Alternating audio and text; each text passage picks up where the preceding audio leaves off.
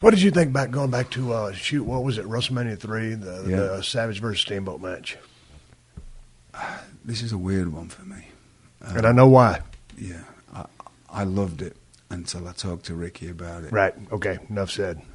Because I know. Yeah. Yeah. And it really put me off. Like, yeah. I still love it. If you just watch it now for what it is, and I mean it's for wrestling fan standards, it's one of the greatest matches of all time. Incredible. But when we're talking about on Inside, what we're talking about, as far as your stay here in the States, or when you was over in England, your favorite world champion body of work here in America.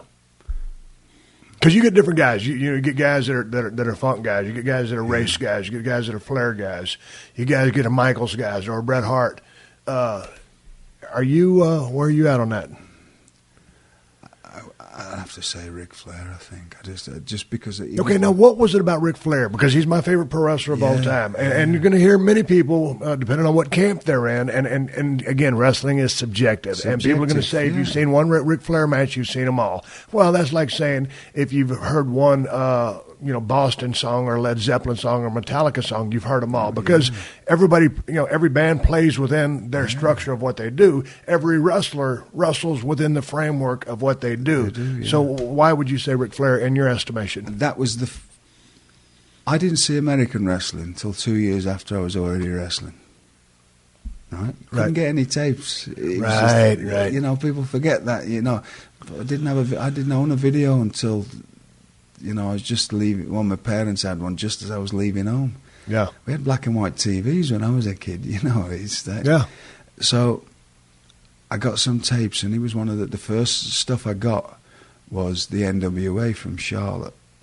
And so I've seen him go out there with all these people, and just something about him, just the way he did his stuff, and just the charisma and everything about it, and just carrying himself like a pro. And then I got to see. I didn't see any.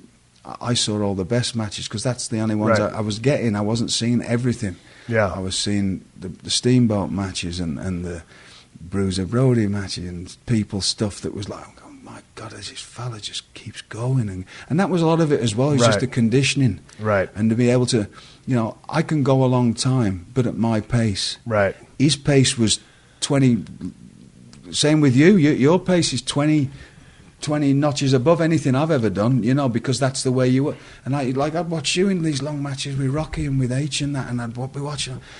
How do these fellas keep going? Most of them I was blowed up, but I kept going. No, but you kept going. But the thing about Flair was, what I liked what he did was, sometimes you need to take you down in a match and just by feeling it or listening or his instincts, he'd know when things that needed to be put in motion. Time to speed things up. Time to shut somebody down. Time to get a little heat, a little bit of hope, something. Yeah. His timing was just so good, and he did it within just you watched his body. He looked like a pro. He was so relaxed. Yeah. He adjusted trunks a little bit, put his hair back, maybe a woo or whatever, but just the way he executed his business. Yeah. And when it got time to get nasty, he was mean. He was kind of that, that cowardly heel. And I mean, so he wasn't a tough guy. And I liked his. But when it came time to get mean, he got mean. What I liked was when I used to watch the actual.